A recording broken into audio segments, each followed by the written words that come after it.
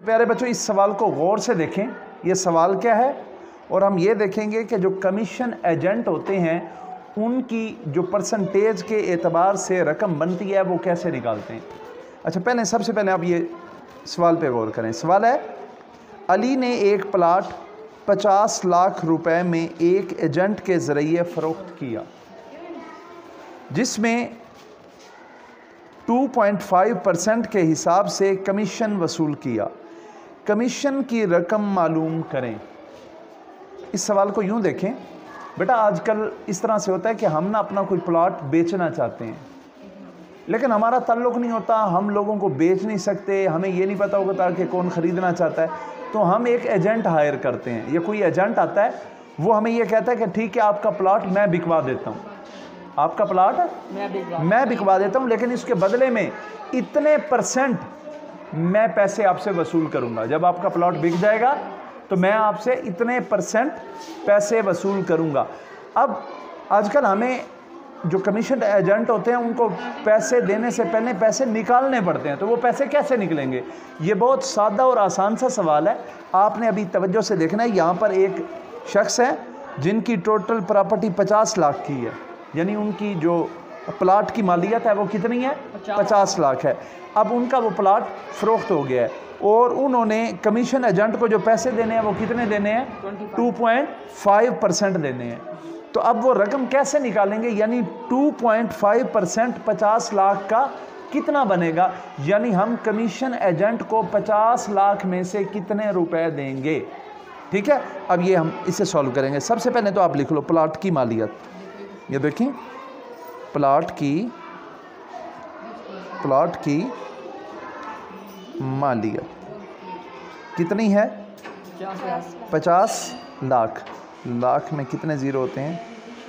5, 4, 5। ये 50 लिख कर ना आगे 5, ये जो ज़ीरो है ये तो 50 का ना, 50 का, तो 50 लाख मालियत हो गई। अब कमीशन की शरह, जो आपने उसे कमीशन देना है उसकी शरह ये मुकर्रर होती है, मतलब आप पहले तय करते हो। 2.5, तो ये 2.5 है, यानी 2.5%, 2.5%, ये लिख ली। अब आपने कमीशन की रकम निकालनी है कि कमीशन कितना बनेगा। तो ये देखें, कमीशन की रकम, इसके लिए आप बेटा सिंपल सा है, ये दो चीज़ें हैं ना, प्लाट की मालियत और कमीशन की शरह, इन दोनों को आपस में मल्टीप्लाई कर लो, दोनों को ज़रब दे लो, बस सवाल ख़त्म।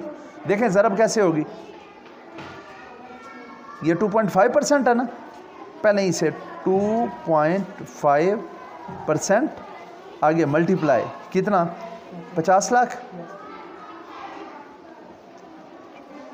ये 50 लाख लिख लिया हमने, ठीक हो गया, दोनों को लिख दिया। अब ये देखें, अब इन्हें ज़रब देते हैं। अच्छा, ये 2.5 का पहले तो पॉइंट ख़त्म करेंगे। जब हम पॉइंट ख़त्म करेंगे तो क्या हो जाएगा? बटे में कितना आ जाएगा? 10, क्योंकि पॉइंट के नीचे लगेगा ना 1, और पॉइंट के इधर कितने डिजिट हैं? 1 है, तो 1 ज़ीरो लगे, तो ये आ गया 25/10। ओके, और फ़ीसद का क्या मतलब होता है? 1/100, 1/100 ये आ गया। आगे मल्टीप्लाई, वही 50 लाख, 2, 3, 4, 5, ये 50 लाख लिख लिया। अब इनको ज़रब दे लो। अच्छा, ज़रब करने में हम तो आसानी से इसे काट लेंगे। ये देखें, ये 2 ज़ीरो से कट गई और ये नीचे वाली ज़ीरो इस ज़ीरो से कट गई। अब ये कितना बच गया? इधर 5000 और इधर कितना है? 25 मल्टीप्लाई 5000, ये बच गया। अब इन दोनों को आपस में ज़रब दो, तो ये कितना आता है? कैलकुलेटर मुझे दें, ये आप वैसे भी कर सकते हैं और कैलकुलेटर से अब ज़रब देनी हो तो ये देखें, 25 मल्टीप्लाई 5000, 2, 3, तो ये कितना निकला है? 1,25,000, 1 लाख। तो ये मेरा बेटा है कमीशन की रकम। कमीशन की यानी कमीशन एजेंट को हमें इतने पैसे देने होंगे। ओके, ये समझ आ गई?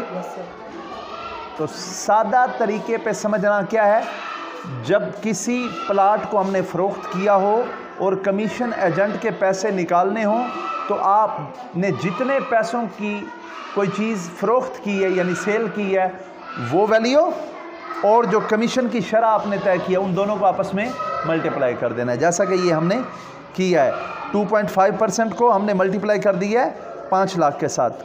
तो हमने पहले इशारिया ख़त्म किया, फिर परसेंट को 1/100 में तब्दील किया और आगे उन्हें ज़रब दे ली। जो कटिंग हो सकती थी वो कटिंग करके बाकी ज़रब दिया तो ये रकम निकल आई है।